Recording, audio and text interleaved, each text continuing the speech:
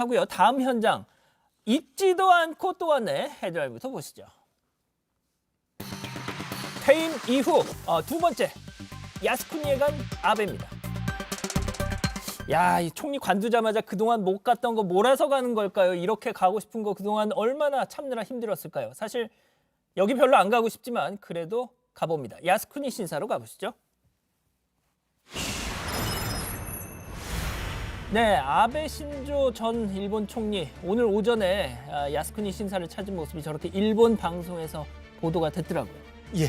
그러니까 신사라고 하는 데가 일본인들의 조상을 이렇게 모아서 뭔가 이렇게 참배를 하는 그런 장소인데 야스쿠니 신사 같은 경우는 지금 태평양 전쟁의 주범들, A급 전범들의 이 신사가 그대로 다 모여 있는 그렇죠. 결국은 침략 전쟁을 기리는 어떤 정신의 상징적인 장소입니다. 그렇죠. 근데 여기에 대해서 이 영령들을 높이 받들고 존경하는 마음을 표현하기 위해서 내가 다시 이렇게 참배했다. 이렇게 얘기를 하고 있는 겁니다. 아니, 그러니까 제가 앞서 말씀드렸다시피 이게 퇴임하자마자 그 얼마 되지도 않은 동안에 두 번을 갔단 말이에요, 오늘까지. 예.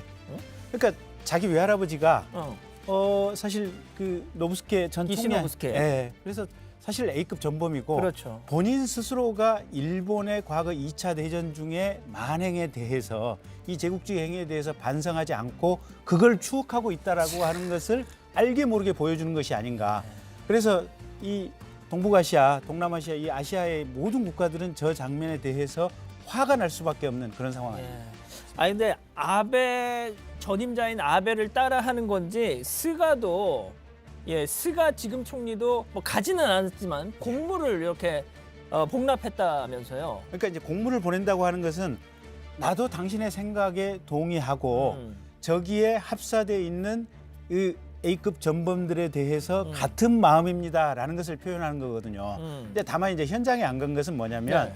이게 가면 주변국들하고 외교 마찰이 많이 이렇게 생길 것 엄청나겠죠. 같으니까 어쨌든 그런 학습 효과 때문에 현장에는 가지 않고 다만 마음만을 보내겠습니다라고 하는 건데 마음만 보낸다는 것은 뭐 현장에 가는 거나 진배 없는 거 아니겠습니까? 그럼요. 예?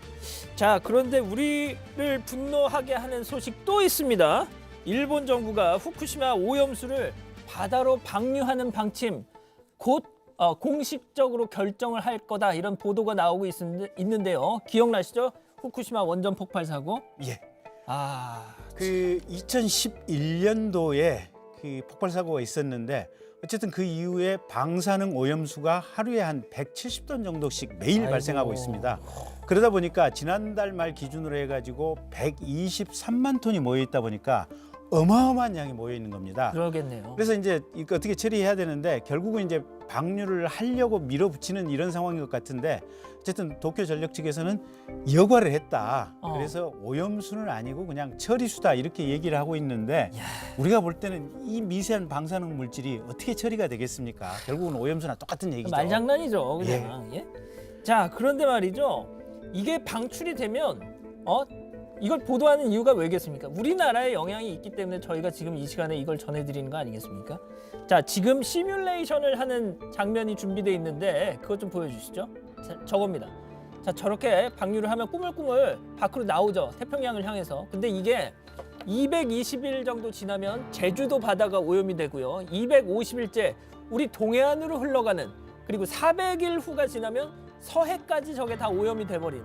예. 진짜 어떡합니까 이거. 그러니까요. 이 맛있는 돔이라든지 다금바리라든지 예. 대게라든지 이거 어떻게 먹습니까? 전 비싸서 못 먹는데. 네. 네. 어쨌든 일본 정부 예. 책임져야 합니다. 예. 참, 이거 제일 궁금한 거.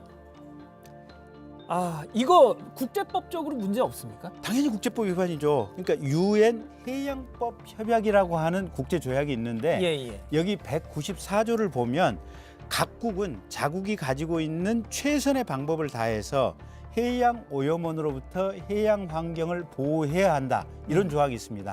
당연히 위반입니다. 아니, 그리고 제가 일본 국민들 오늘 요미우리 신문이 여론조사를 했대요. 일본 성인 남녀를 대상으로 1,000명을 대상으로. 근데 일본 국민의 50%가 이 해양 방류 반대, 찬성이 41%. 저는 충격을 받은 게 예. 아니 어떻게 40%나 되는 사람들이 저 결정에 찬성을 할 수 있을까?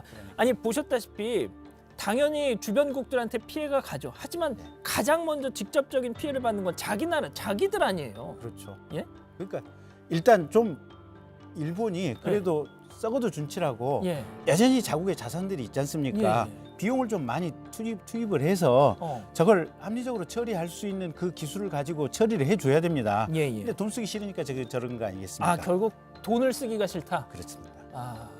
아무렴 뭐 그걸 또 이래저래 정화를 하려면 그 비용이 엄청 날 테니까요. 예. 또뭐 보관 비용이랄지. 자 짧게 일본 얘기 나왔으니까 이것까지만 좀 하겠습니다. 자 보여주시죠. 자 저게 일본의 아이디어 상품인데 네. 이게 뭡니까? 그 앞에 보면 화물이라고 돼 있지 않습니까? 음. 택시가 배달의 이 후예로서 배달업을 하는 겁니다. 아 배달의 후. 예. 근데 이제 배달을 뭘 주로 하냐면 음식이라든지 이렇게 조금 이렇게 움직였을 때 뭔가 이 튀어나가기 조금 미스키한 네네. 그런 종류의 화물들을 운송하는 역할을 택시가 하고 있다고 합니다. 그러니까 배달 음식을 택시에 실어서 저렇게 나른다. 예, 그렇습니다. 코로나 때문이겠죠? 코로나 때문에 이제 식당이 직접 못 가니까 그리고 또 코로나 때문에 택시의 승객이 많이 적어지니까 택시가 자신들의 영업의 새로운 영역을 저쪽으로 개척을 한 겁니다. 아니 근데 그 일본 택시비가 예. 정말 비싸기로 세계적으로 악명이 높잖아요. 예. 근데 저렇게 하면 오히려 음식값보다 배달비가 더 나올 것 같은데. 아, 근데 일본도 실은 한 10년 전부터 예. 젊은 층 인구가 경제활동 인구가 많이 줄어들면서 네. 경제가 조금 디플레이션 상태로 가면서 일본의 택시비가 세계적으로 악명 높다는 소리도 많이 시작된 상태입니다. 그렇군요. 네. 알겠습니다. 자 오늘 마지막 현장 이렇게 좀 정리를 하고요.